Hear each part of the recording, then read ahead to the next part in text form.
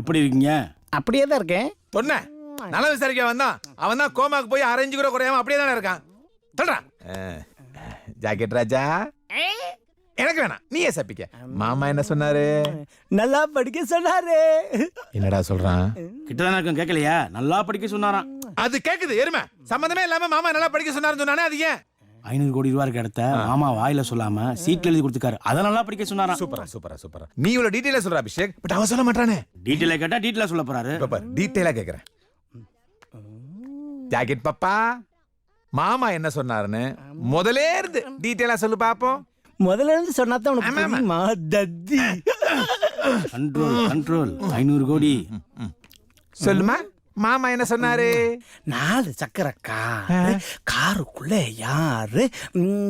நம்ம மாமா நேரு. என்ன சொன்னாரு? நல்லா படிக்க சொன்னாரு. எவ்வளவு நாள் ஆச்சு இந்த பாட்டை கேட்டு? பள்ளிக்கூடத்துல படிக்கும் போது